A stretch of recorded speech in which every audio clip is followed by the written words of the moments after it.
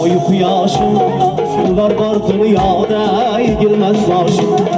Bugun ko'zlarimda sevinch yoshim, to'yim turda otam o'ynasin, otam yonida onam o'ynasin. Bu kunlarga yetmaganlar bor, umr armoni bitmaganlar bor. Bu kunlarni ko'rmaganlar bor. To'yim turda otam o'ynasin, otam yonida onam o'ynasin. To'yimni turda otam o'ynasin, otam yonida onam o'ynasin. To'ylar qulluq bo'lsin.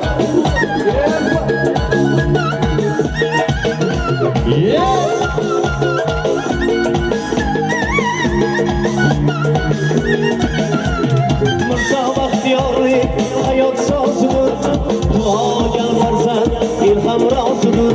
Mirzo Baxtiyorlik hayot sozidir, duoga farzand ilhom rozidir. Ona rozi, Xudo rozidir. To'yim turda otam o'ynasin, otam yonida onam o'ynasin. To'yimni turda otam o'ynasin, otam yonida onam o'ynasin.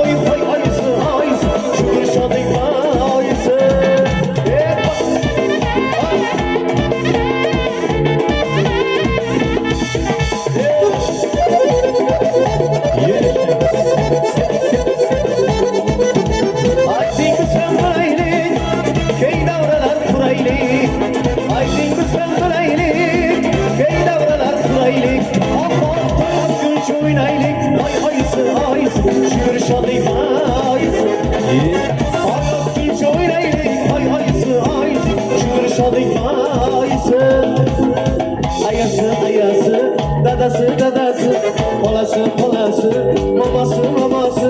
ayası, dadası, olası, babası ya. Selamat. Rahmat, sağ olun, selamat bile uyuyan toydaşlarımız. To'yboshchilarimizga yana bir bora to'ylari muborak bo'lsin. Kelin-kuyovlarimiz bemalol taxt-taronalarga joylashib olasizlar.